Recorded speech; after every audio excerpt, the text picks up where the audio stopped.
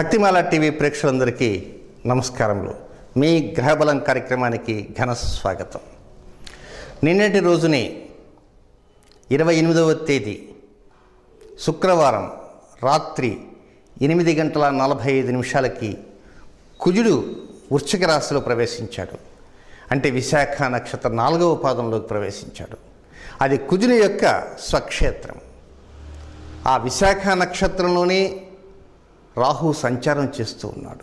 మనం చెప్పుకున్నాం విశాఖ నక్షత్రంలో కుజుడు రాహుల యొక్క కలయిక అక్టోబర్ 2వ తేదీ మంగళవారం జరగబోతున్నది అని.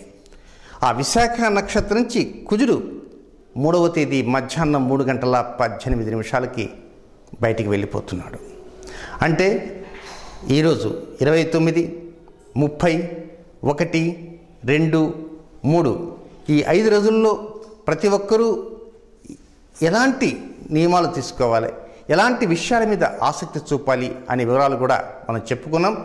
రేపు రోజున ప్రత్యేకంగా ఆదివారం నాటి రాశి ఫలితాలలో మేషరాశి నుంచి మీనరాశి వరకు 12 రాశుల వారు, ద్వాదశ రాశుల వారు కుజరాహుల కలయిక వలన ఎలాంటి అంశాల మీద శ్రద్ధ చూపాలి, ఎలాంటి అంశాల్లో జాగ్రత్తలు తీసుకోవాలి అనే విషయాలు రేపటి రాశి ఫలితాల్లో చెప్పుకుందాం. ఇక ఈరోజు నుంచి మనం ఒక ముఖ్యమైనటువంటి విషయం మీద చర్చించుకుందాం. ప్రతి ఒక్కరూ కూడా వివాహ సమయాలలో, అంటే వారి సంతానానికి సంబంధించిన వివాహ సమయాల్లో అమ్మాయికి కానీ అబ్బాయికి కానీ వారి అమ్మాయి ఏ మూలా నక్షత్రమో, జ్యేష్ఠ నక్షత్రమో, అశ్విని నక్షత్రమో, భరణి నక్షత్రమో ఏదో ఒక నక్షత్రం జన్మించి ఉంటుంది. ఒక పండితులు వారి దగ్గరికి పోతే అమ్మ ఈ నక్షత్రాల్లో మీకు సరిపోతాయి అని చెప్తారు. సరే ఆ నక్షత్రాల్లో ఉన్నటువంటి అబ్బాయిని చూద్దాం కదా అనుకుంటారు. తీరా ఆ అబ్బాయిని చూసుకొని మరలా ఒక పంతులు గారు తగులుతారు. మరి వారి దగ్గరికి వెళ్ళగానే అమ్మమ్మ ఈ నక్షత్రం కుదరదు తల్లి, మీకు దీనికి సరిపోదు. అదేమిటండి మా కాలనీలో ఉండేటువంటి శాస్త్రి గారు చెప్పారు, గణపతి గుళ్ళో వారి పెద్ద ప్రధాన అర్చకులు అంటే, లేదమ్మా వారి ప్రధాన అర్చకులు అయితే ఉండొచ్చు కానీ జ్యోతిష పరిజ్ఞానం ఉండాలమ్మా అని వారంటారు. ఈ విన్నటువంటి వ్యక్తికి పై ప్రాణాలు పైనే పోతాయి. ఏమిటి ఈ శాస్త్రి గారేమో ఈ నక్షత్రం పనికి వస్తుందన్నారు, ఆ శాస్త్రి గారు పనికిరాదన్నారు.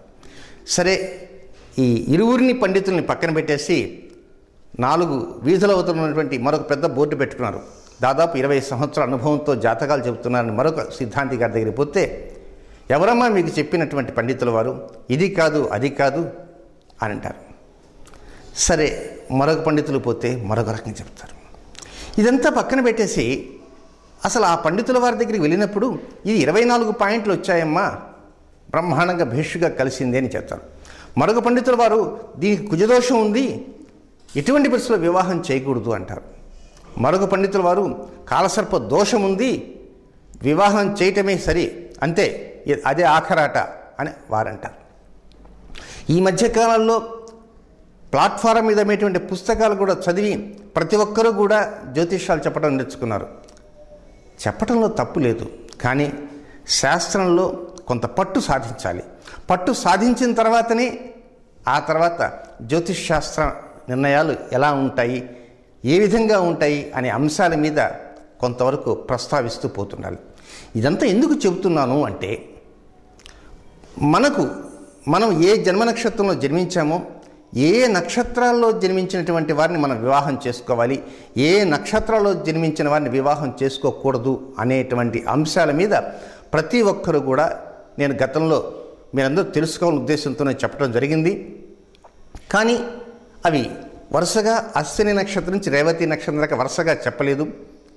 ఈరోజు నుంచి అశ్విని నక్షత్రం నుంచి రేవతి నక్షత్రం వరకు 27 నక్షత్రాల్లో ఉన్నటువంటి వారు జాతకులు, అమ్మాయిలు కావచ్చు అబ్బాయిలు కావచ్చు, ఈ యువతి యువకులలో ఏ ఏ నక్షత్రాల వారిని వివాహం చేసుకోవచ్చు అనేటువంటి విషయాల మీద మనం ముందుకు వెళ్దాం.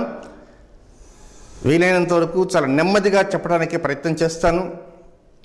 చక్కగా పేపర్ తీసుకోండి, పెన్ తీసుకోండి, నోట్ డౌన్ చేసుకోవడానికి ప్రయత్నం అంటూ చేయండి. మరొక మాట కూడా చెప్తున్నాను, ఈ చెప్పేటువంటి నక్షత్రాలు కేవలం వివాహాలకు మాత్రమే సంబంధించిందే కాదండోయ్.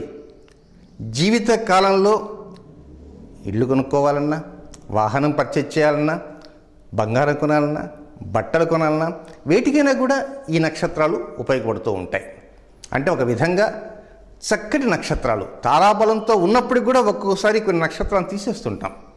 అది ఎందుకు తీసేస్తాం, ఎలా తీసేస్తాం అనే వివరాలు కూడా మీరు తెలుసుకోవాలి. ఉదాహరణకి తారాబలం చూసే సమయాల్లో క్షేమతార అంటారు, అంటే 4వ తార. ఒక పండితుల వారి దగ్గరికి వెళ్ళాం. ఏమండి, మేము ఈరోజు ఒక 2 వీలర్ పర్చేజ్ చేయాలనుకుంటున్నాం. మా నక్షత్రం కృత్తికా నక్షత్రం అండి, 2వ పాదం, వృషభ రాశి. మీరు చూడండి అంటే వారు ఇలా లెక్కలు వేసేసి ఒక నక్షత్రం చెప్తారు. ఆ లెక్కలు వేసేదాన్ని తారాబలం చూడటము అంటారు. ఆ తారాబలం చూసే సమయంలో 4వ తారని క్షేమతార అంటారు. ఆ పేరులో ఉంది క్షేమతార, అంటే అది చాలా క్షేమాన్ని కలిగించేటువంటి తార అని.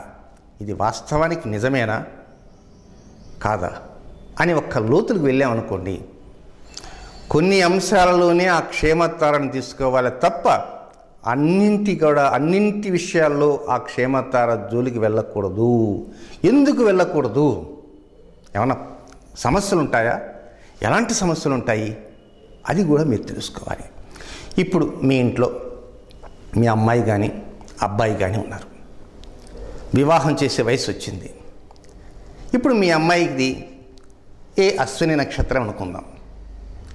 వెంటనే అశ్విని నక్షత్రానికి క్షేమతార ఏమవుతుందంటే లెక్క వేసుకుంటే అశ్విని, భరణి, కృత్తిక, రోహిణి అంటే 4వ తార. ఆ లెక్కన 27 నక్షత్రం 4వ తార రోహిణి నక్షత్రం కానీ, హస్త నక్షత్రం కానీ, ఈ శ్రవణ నక్షత్రం, ఈ 3 నక్షత్రాలు కూడా అశ్విని నక్షత్రానికి క్షేమతార అవుతాయి. వెరీ గుడ్, బ్రహ్మాండం, ఇంకేమిటి, చక్కగా చేసుకోవచ్చు అని అనుకుంటాం. హోల్డ్ ఆన్, అక్కడే ఆగాలి. ఇటు నుంచి అటు చూసారే తప్ప అటు నుంచి ఇటు చూడాలిగా. ఈరోజు మీ అమ్మాయిని ఒకరి ఇంట్లో ఒక అబ్బాయికి ఇస్తున్నారు వివాహం. మరి ఇటు నుంచి అటు చూసారే కానీ మరి అటు నుంచి ఇటు చూడాలిగా. ఈ నక్షత్రంతో ఆ నక్షత్రం ఎంత బాగుంది, ఆ నక్షత్రంతో ఈ నక్షత్రం ఎంత బాగుంది అనే విషయంలో కూడా మీరు ఆలోచించాలి. ఆ విధంగా ఎప్పుడైతే ఆలోచిస్తారో మనం కోర్టుల చుట్టూ తిరగాల్సిన అవసరం ఉండదు, లాయర్ల చుట్టూ తిరగాల్సిన అవసరం ఉండదు. మన జాతకంలో ఎన్ని సమస్యలు ఉంటాయో ఆ సమస్యలకి గతంలో చెప్పుకున్నాం మనం. 100 కోటి సమస్యలకి అనంత కోటి పరిష్కారాలు ఉన్నాయి. కనుక తారాబలం విషయంలో చాలా జాగ్రత్తగా ఉండాలి. ఇటువైపు నుంచి ఉన్నటువంటి క్షేమతార అటువైపు నుంచి లెక్కేస్తే నైధన తార 7వ తార అవుతుంది. వాస్తవంగా ప్రథమం త్యాజ్యం, ద్వితీయే తృతీయకం, తృతీయే పంచమం త్యాజ్యం, నైధనం త్రిషవర్జయేత్. మొదటి నవకంలో జన్మతారను మనం విసర్జించాలి. ఆ విధంగా 2వ నవకంలో 3వ తారను, 3వ నవకంలో 5వ తారను విసర్జించాలి. నైధన తారను పూర్తిగా విసర్జించాలి అని శాస్త్రవచనం. కనుక మీరు మీ అమ్మాయికి కానీ అబ్బాయికి కానీ వివాహం చేసేటువంటి సమయంలో నైధన తార జోలికి మాత్రం వెళ్ళకండి, అలాగే క్షేమతార జోలికి వెళ్ళకండి. దీన్ని పూర్తిగా విసర్జించాలి. ఏమిటో సిద్ధాంతి గారు మీరు చెప్పారండి, క్షేమతార అన్నారు, నైధన తార అన్నారు, అవన్నీ మేము ఎక్కడ చూసుకుంటా ఉన్నాయి అని మీరు అనుకుంటారు. మీలో కొంతమంది జ్యోతిష పరిజ్ఞానం ఉన్నటువంటి వారు ఉన్నారు, ఇప్పుడిప్పుడే నేర్చుకుంటున్న వారు కూడా ఉన్నారు, ఇక నేర్చుకోబోతున్న వారు కూడా ఉన్నారు, నేర్చుకుందామనేటువంటి తలంపుతో వచ్చిన వారు ఉన్నారు. అన్ని కోణాల్లో మనం పరిశీలిస్తే అన్ని రంగాలకు సంబంధించిన వారు కూడా భక్తిమాల టీవీలో వచ్చేటువంటి మీ గ్రహబలం కార్యక్రమాన్ని తప్పకుండా చూస్తూ ఉన్నారు. కనుక అరటిపండు ఒలిచి నోట్లో పెట్టే విధంగా అశ్విని నక్షత్రం నుంచి రేవతి నక్షత్రం వరకు ఏ నక్షత్రాలు అనుకూలము, ఏ నక్షత్రాలు అనుకూలం కాదు అనే వివరాలు వరుసగా చెప్తాను. చక్కగా రాసుకోవడానికి ప్రయత్నం చేయండి. నేను కూడా నిదానంగా 1 by 1 చెప్పడానికి ప్రయత్నం చేస్తుంటాను. ఈ అరగంట ప్రోగ్రాంలో అన్ని నక్షత్రాలు మనం చెప్పలేం కనుక అశ్విని, భరణి, కృత్తిక ఒక 2-3 నక్షత్రాలు చెప్పుకుందాం. రేపటి రోజున 12 రాశులకు రాశి ఫలితాలు ఉంటాయి కనుక ఆ రాశి ఫలితాలు చెప్పుకుందాం. ఇక సోమవారం నుంచి వరుసగా సోమ, మంగళ, బుధవారాల్లో రోజు కొన్ని నక్షత్రాల్లో చెప్పుకుంటూ పోతూ ఉందాం. ఈరోజు ప్రోగ్రాం మీరు వినలేకపోయినా అనుకోండి, దిగులు చెందకండి. అయ్యో ప్రోగ్రాం మిస్ అయిపోయినామే ఎలా, మా అమ్మాయిది మృగశిర నక్షత్రం 2వ పాదము మరి ఈరోజు వెళ్ళలేకపోయినాని రేపు ఆదివారం రాశి ఫలితాలు, ఎల్లుండి సోమవారం నేను అర్జెంటుగా వేరే చోట పని ఉంది అని మీరు అనుకోవచ్చు. ఈరోజు చెప్పినటువంటి ప్రోగ్రాం రేపటి రోజున grahbhumi.blogspot.comలో సేవ్ చేయబడుతుంది, లేదా యూట్యూబ్లో ఉంటుంది. కనుక మీరు దిగులు చెందాల్సినటువంటి అవసరం లేదు. సావధాన చిత్తులు వినండి. ఇక చెప్పడానికి సిద్ధంగా ఉన్నాను. ఒక చిన్న విరామం తీసుకొని విరామం తర్వాత అశ్విని నక్షత్రం నుంచి మనం ప్రారంభం చేద్దాం.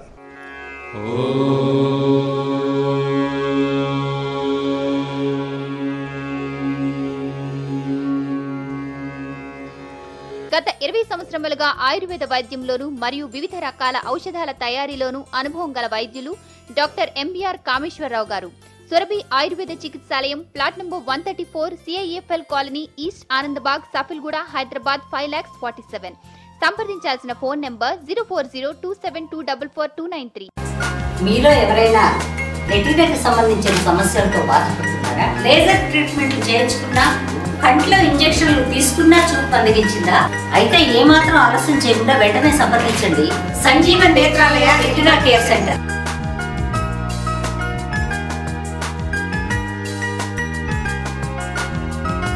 Sanjeevan Netralaya retina care centre.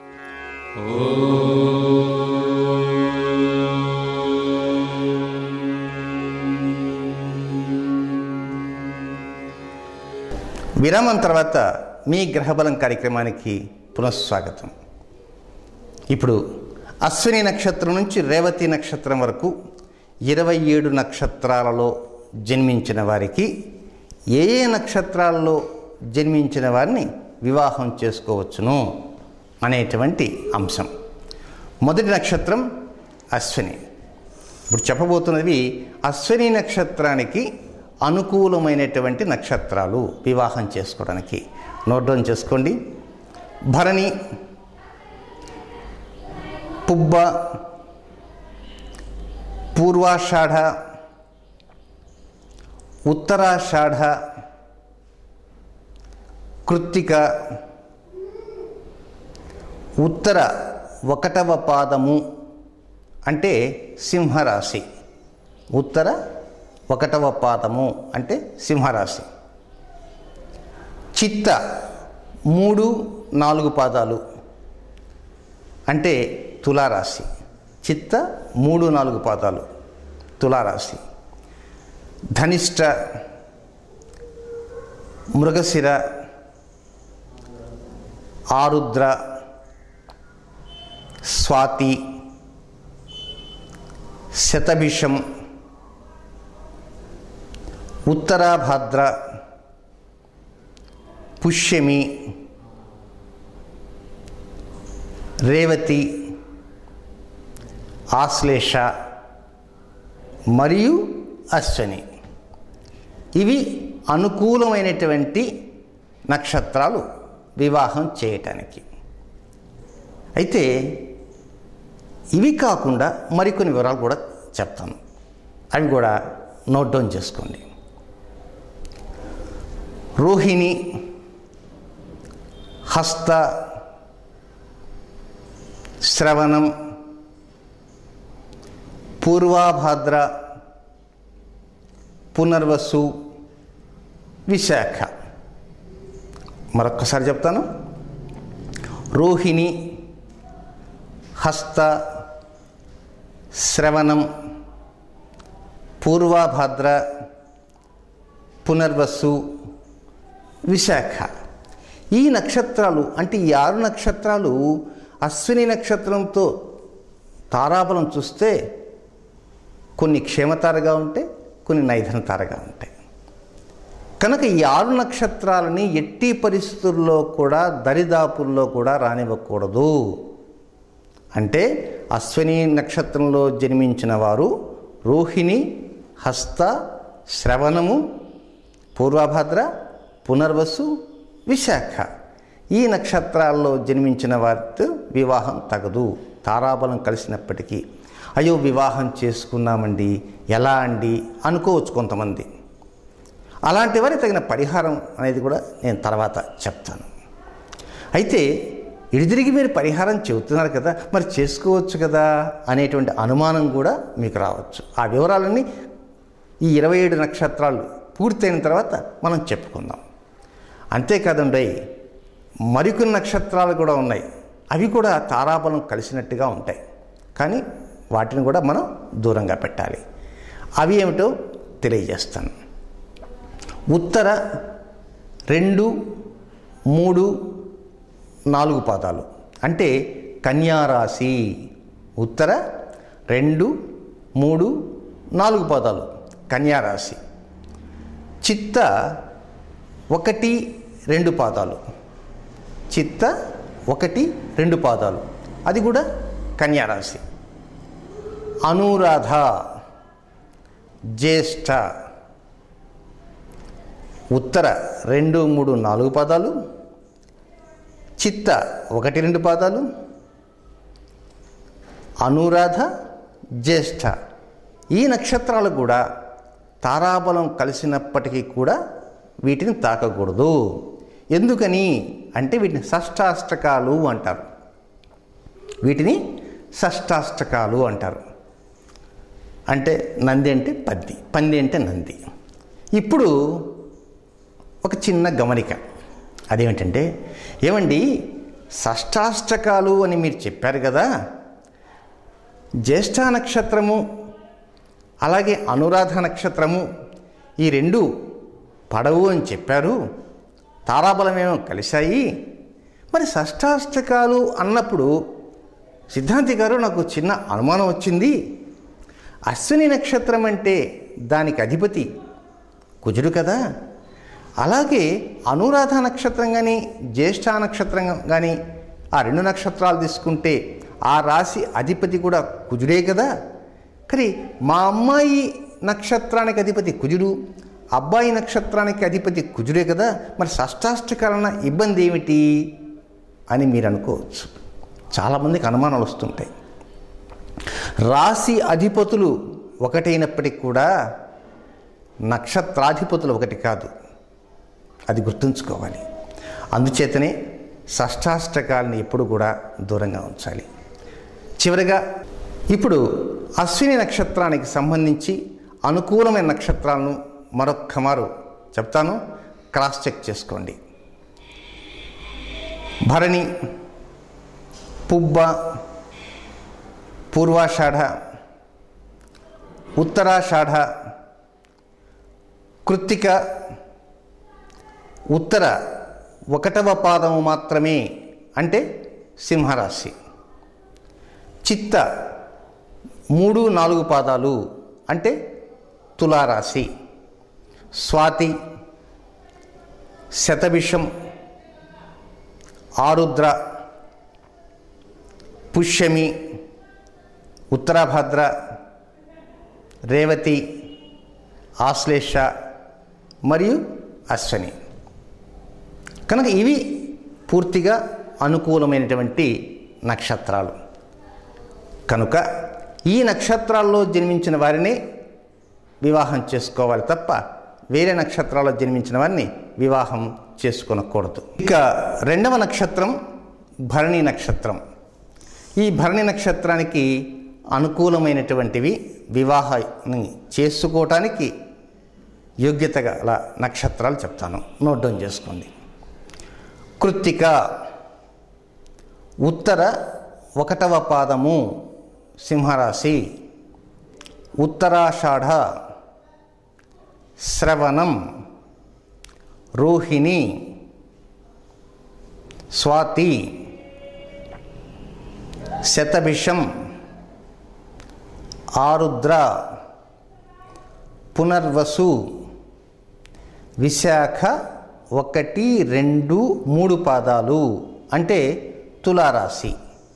Visakha 1, 2, 3 పాదాలు అంటే తులారాశి. రేవతి, ఆశ్లేష, మఖ, మూల, అశ్విని ఇవి అనుకూలమైనటువంటి నక్షత్రాలు. మరొక్క మాట చెప్తాను. కృత్తిక ఉత్తర 1వ పాదము అంటే సింహరాశి. ఉత్తరాషాఢ, శ్రవణం, రోహిణి, స్వాతి, శతభిషం, ఆరుద్ర, పునర్వసు, విశాఖ 1, 2, 3 పాదాలు అంటే తులారాశి, రేవతి, ఆశ్లేష, మఖ, మూల, అశ్విని. ఈ నక్షత్రాలన్నీ కూడా భరణి నక్షత్ర జాతకులకి పూర్తిగా అనుకూలమైనటువంటివి. ఒక 6 నక్షత్రాలు ఉన్నాయి. ఇవి చూడటానికి అనుకూలంగానే ఉంటాయి, కానీ వాటి జోలికి వెళ్ళకూడదు. అవి ఏమిటంటే పుష్యమి, అనురాధ, ఉత్తరాభద్ర, చిత్త, ధనిష్ట, మృగశిర. పుష్యమి, అనురాధ, ఉత్తరాభద్ర, చిత్త, ధనిష్ట, మృగశిర. ఈ 6 నక్షత్రాలు ఒకవైపు నుంచి చూస్తే క్షేమతార, అటువైపు నుంచి చూస్తే నైధనతార. కనుక ఈ క్షేమతార నైధనతార కాంబినేషన్ జోలికి వెళ్ళవద్దు. అలాగే మరికొన్ని విసర్జించాల్సిన నక్షత్రాలు భరణికి ఉన్నాయి. అవేమిటో కూడా చెప్తాను, నోట్ డౌన్ చేసుకోండి. ఉత్తర 2, 3, 4 పాదాలు అంటే కన్యారాశి. హస్త, విశాఖ 4వ పాదము అంటే వృశ్చిక రాశి. జ్యేష్ఠ. ఈ నక్షత్రాలు కూడా అనుకూలం కానే కాదు, వీటిని కూడా విసర్జించాలి. ఎందువల్లంటే ఇవి షష్టాష్టకాలు. కనుక ఈరోజు కార్యక్రమంలో అశ్విని నక్షత్రానికి, భరణి నక్షత్రానికి, ఈ 2 నక్షత్రాలకు సంబంధించిన అనుకూలమైనటువంటి నక్షత్రాలు ఏమిటో తెలుసుకున్నారు కదా. తిరిగి రేపటి కార్యక్రమంలో మనం 12 రాసుల వారికి సంబంధించిన ఫలితాలు ఈ వారంలో ఎలా ఉంటాయో తెలుసుకుందాం. ఎందుకంటే రేపు ఆదివారం కనుక. సోమవారం నుంచి వరుసగా కృత్తికా నక్షత్ర 1వ పాదం, అలాగే కృత్తికా నక్షత్రం 2, 3, 4 పాదాలు అక్కడ రాశి చేంజ్ అవుతుంది. కృత్తికా నక్షత్రం 1వ పాదం అంటే మేషరాశి కనుక కృత్తికా నక్షత్రం 1వ పాదం వారికి చెప్పుకుందాం. అలాగే కృత్తికా నక్షత్రం 2, 3, 4 పాదాల వారికి విడివిడిగా ఏ నక్షత్రాలు అనేటువంటివి కూడా మనం చెప్పుకుందాం. ఎప్పుడు చెప్పుకుందాం? రేపు లేదు, ఎల్లుండి అంటే సోమవారం నాటి మీ గ్రహబలం కార్యక్రమంలో మనం ఈ నక్షత్రాలు చెప్పుకుందాం. అంతవరకు సెలవు.